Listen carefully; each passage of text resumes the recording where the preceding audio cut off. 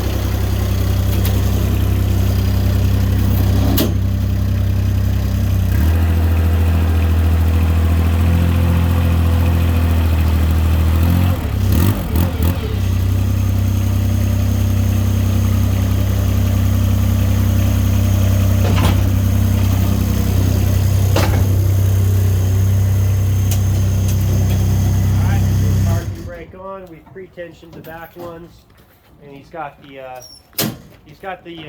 front arm completely to its bottom position with this tilted down into the small cutout.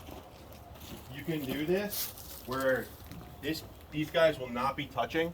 If they're touching, this thing will stay tighter 10 times more than it will if that thing is lifted up at all. Because that means all you're doing is compressing the tires if it's up. Whereas right now with this, I'm putting metal on metal. That can't stretch more than like a little. So try and make sure that piece is all the way into the trailer, and when you get back, it'll be way tighter. All right.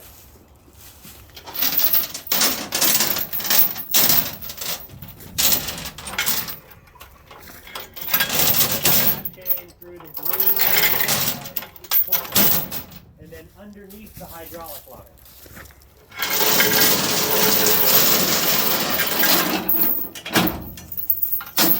Point out the details here. So right over, if y'all step here, this guy here is going to be on the side. If it's on top, it'll pop loose. When you start driving, you're going to have to redo the whole system. Make sure it's here. Before you tighten it up, try and make sure that this stuff isn't looking twisted. So when you look at it, make sure all the links can almost be in a line. That means you have all the slack out of it. Yeah, here's a trick. See that? Start seeing that? See that? That's going to pop out when you tension it, and you'll lose it. The whole thing's going to loosen up. By the time you get back, that thing's going to be about falling off. Obviously, underneath the hydraulic line, on the bottom of this guy here, comes right across here. You can see the rub marks. Try and follow that stuff. It helps a little bit. So underneath the shaft, pull it tight. Again, checking for a twist in it. The easiest way to do this is to hook it back up over this because it puts the chain back in line with itself. Undid this to the max. I'm going to go as far back into the shackle as I can with it. I'm going to go like this, pull up here. There's one link that you get it into. You just got to fight a little bit, but you want to get as much tension out of hooking it up. That way you have to use the least amount of cranks to tighten it. I'm going to hand tighten it. Put the slacks out. Flip it in.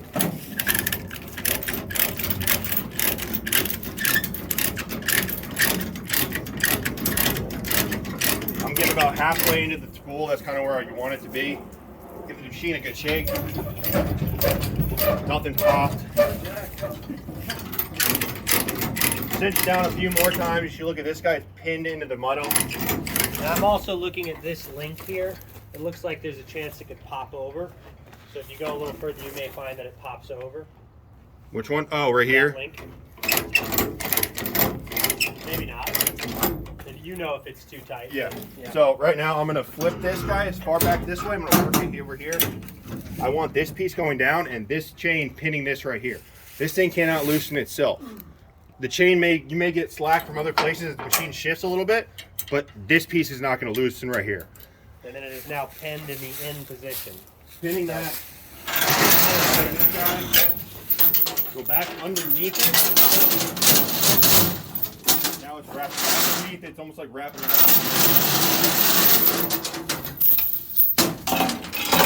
Throw this back in here. You do not want to put this too tight because it will be a bitch to get off later. So doing a little bit with a little bit of slack here, doesn't have to be perfect.